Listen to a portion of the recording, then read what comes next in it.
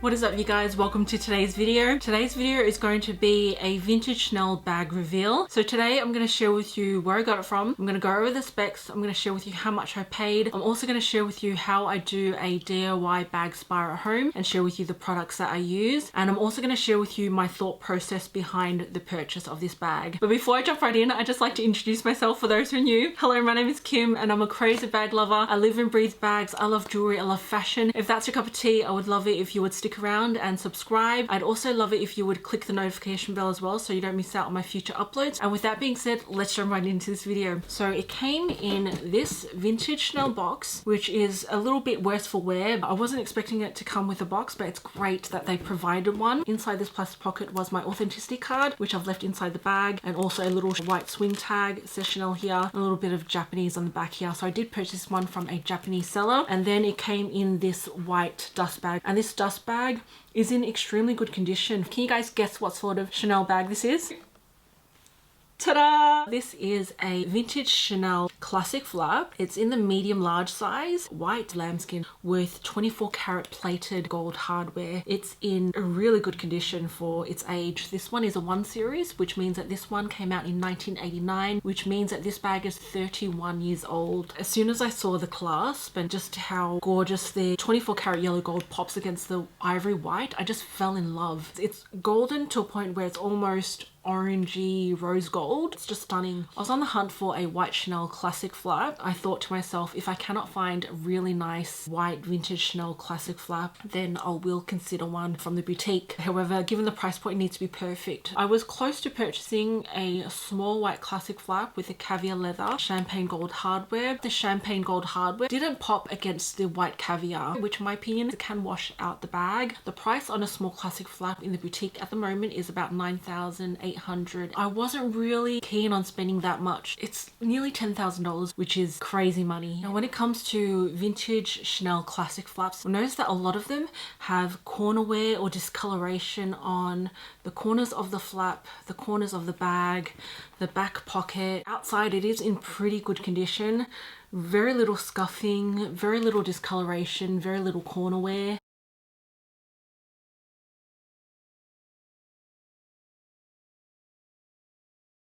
It looks beautiful.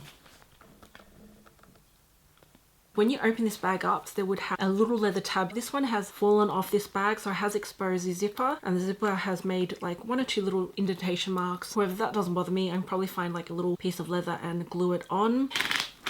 Now, when it came to the chain shoulder strap, where the leather is interwoven at the ends, there was one large link here. It was like a big gap, and I just thought, you know what, I'm just going to take it off because I didn't like it. Now, I've noticed that is consistent with 0 series, 1 series, and even possibly 2 series bags. I found it quite odd, so I got a plier because I didn't like that huge gap. I just want it to be seamless.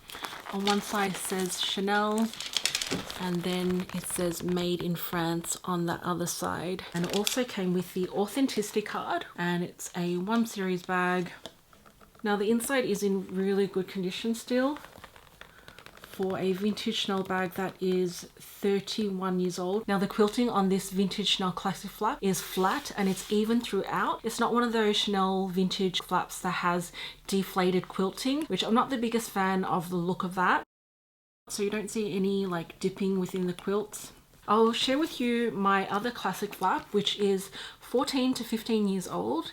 This one is a 10 series, and the quilting on this is extremely puffy. This one is also gold plated. However, the plating on this one is 22 karat yellow gold, whereas this one is 24 karat yellow gold. So you can see the difference in the tone of the gold. This one is extremely yellow, almost orange. One is a puffy quilt and one is a flat quilt. Now I'm going to share with you my top tips on what I do to DIY bag spa my bag at home and why it is so important. Now, what I love to do with my pre-loved leather bags is I love to leather condition them. Now, this one here is called the Cadillac Boot and Shoe Care. It's an amazing leather conditioner. It prolongs the life of your leather. It gives it back some moisture. It cleans, it removes dirt. It makes it look newer for longer. You want your leather to be conditioned. You don't want it to dry over time and crack. Now, the cloth that you use when you're doing a bag spa are so important. The cloth that I like to use is a microfiber cloth. The reason for that is microfiber is gentle. It picks up dirt and it's soft, so it won't ruin the leather. What I like to do is I like to put a little bit of leather conditioner on the corner of your microfiber cloth. I like to work it into the cloth so it's all blended into your cloth. Now what I like to do,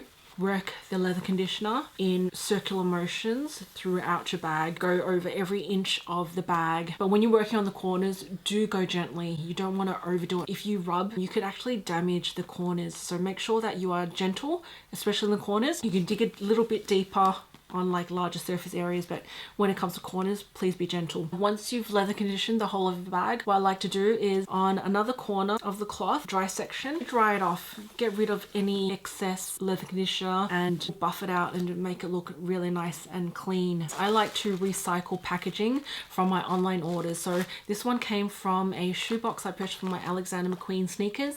So I'm going to use this piece of tissue paper and stuff my bag with it because it fits perfectly in this bag. So I'm going to just stuff it in here. I've also put the authenticity card in the back pocket. Now when it comes to vintage or pre-loved bags, I do like to keep a really nice bar of soap inside the bag to make the bag smell nice, because sometimes vintage or pre-loved bags come with a smell. This one in particular came with a storage smell, so it smells like cardboard. Now I use a really nice bar of soap and I put it inside. This is a gorgeous Bulgari soap that my gorgeous friend Susie gave to me. It smells incredible, and I find that it does help with making the bag smell more pleasant. So I've put that in there and I just leave it in there for a couple of months until the storage smell goes away. And my favorite part of DIY bag sparring at home is how to look after the hardware, bring it back to life, get rid of scratches. Now, when you purchase something such as a vintage or pre-loved Chanel bag, majority of the time you'll notice that there will be hairline scratches on the hardware. To make it look brand new again, what I like to use is this cloth. This is a jeweler's cloth. The beige side is for polishing and shining, and the red side is more for getting rid of really deep scratches, more for jewelry. So I wouldn't recommend you using the rouge side for your hardware. I'm going to put a disclaimer out there as well. Please make sure you use this with utmost care. Make sure that when you are using this, wear gloves, because the red side of this can cause your fingers to discolorate, especially when you're working on light colored bags. The rouge side of this, the red side, can get all over the place. So I do recommend you folding the cloth and using the beige side. And what I like to do is, and then I look at it and then I go in again and just work with caution until you get your desired level of shine and polish. So it blends out all of the hairline scratches. This is a fantastic bag to use this cloth on, the tip of the CC turn lock, or even on that bar right here, especially if you've taken the protective stickers off. Work this cloth in a circular motion, buff, have a look, buff, have a look. This will get rid of any of the fine hairline scratches on top. Now this cloth works best on shiny finishes such as Chanel's classic yellow gold hardware, or Chanel champagne gold hardware, or silver hardware. I wouldn't recommend using it for reissues or Chanel bags that have aged gold hardware, because you're going to change the finish of it. Do you have to consider, am I going to do it on the whole of the bag? Honestly, it's not recommended for aged gold hardware bags. I wouldn't recommend it, or even on brushed gold hardware Chanel bags, because it's got like a frosted finish on it. You don't want to mess with the finish of such bags. Other bags you use the beige side on is the Fendi Baguette. I've heard the front buckle, which is quite large on the Fendi Baguette, gets scratched up quite easily. So I recommend using this cloth to buff it out. You can also use the beige side of this cloth on your Louis Vuitton bags, such as the Louis Vuitton Favorite PM or MM. That one's got the strip of hardware on the front. That one scratches quite easily. So if you use something like this, it can blend in the scratches. And such bags such as the Pochette Métis, you can also use it on Louis Vuitton bags that have zipper pulls. These zipper pulls scratch quite easily. Other items you can use the polishing cloth for is belts, such as the Louis Vuitton belt, LV belt buckle. You can use that to buff and clean. This polishing cloth works fantastic on the Hermes Kelly, Birkin or Constance, especially on the Constance, because you've got a large H buckle which will get a lot of fine hairline scratches on it. It also works fantastic on the Hermes Click Clack, because yeah, the Click Clack is known to scratch up quite easily. Now the rouge side of pollen cloth has iron oxide on it, which is also known as rust. It's got fine particles of rust, so when you do touch it, your fingers will turn black, and that's why it's so important to make sure you're careful around your light colored bags. Because it has fine particles of rust, it gets deeper scratches out, so I love to use this on my jewelry. The rouge side gets rid of any deep scratches. The beige side polishes and shines, and it does a fantastic job. This will last you until this whole cloth is ripped to shreds. I've got a link down below, so make sure you check that out. Now when it comes to my Louis Vuitton bags, I use these two products on the Vachette leather trim. I use the Tana leather oil protector spray, and I use the Colonial Carbon Pro on my Vachette leather trim. For Louis Vuitton, I don't use anything on the canvas. For the canvas, I use a damp microfiber cloth to clean out any dust or dirt on the monogram canvas. When it comes to, let's say, the Vanity PM, I might use a little bit of leather conditioner on the black leather trimming. I wouldn't recommend using this one on brand new Louis Vuitton Vachette. The reason for that is because this can make the Vachette leather trim go darker. So it will look like pre-treated Vachette leather trim that sometimes you might see on some Louis Vuitton bags, like some limited edition Louis Vuitton bags. So if you do like that, you can use this and then spray it with this to seal it. So I first saw this on Global Rakuten, which is now known as Rakuten Chiba, which is like a Japanese eBay in full Japanese. I can't read Japanese, so I had to use the Google camera to decipher the listing and see what it came with. I saw that the seller on Rakuten Chiba is Gallery Rare, and I know that Gallery Rare also sells on eBay. They have an eBay store. Now once in a while, Gallery Rare has a store-wide sale. So sometimes they have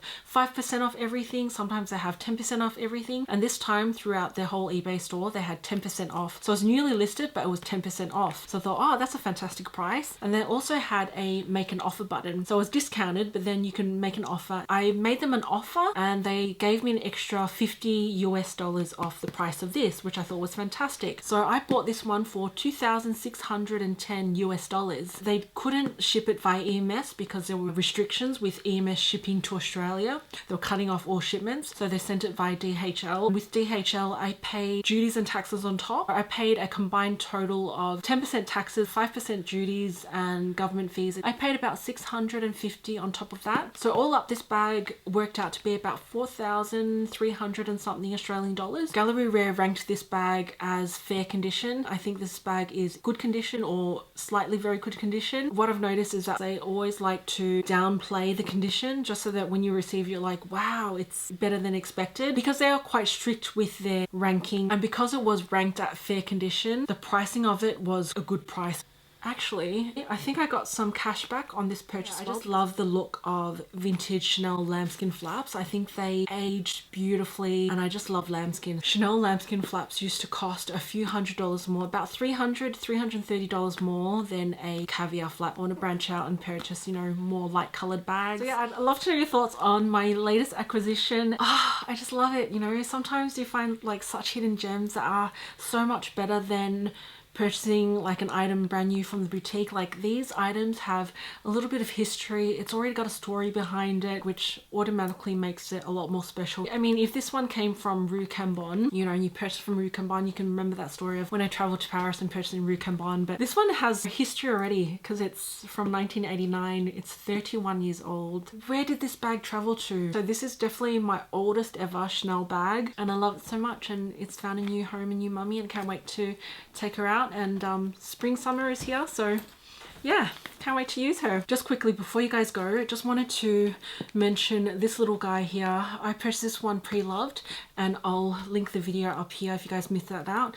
So I purchased this one pre-loved, and the outside of this one was in mint condition, excellent. However, when I lifted the flap of this bag up, it had a lot of fine hairline scratches and scuffing underneath here, and I was able to bag spar and buff out all of these scratches. For a 14-15-year-old bag, this is in excellent condition. So it was only some marks and scuffing underneath the flap here just from opening and closing the bag, though the bag felt like it wasn't even used at all. Like, look how gorgeous the quilting is. So gorgeous and puffy and luscious, and oh, Chanel lambskin, so gorgeous.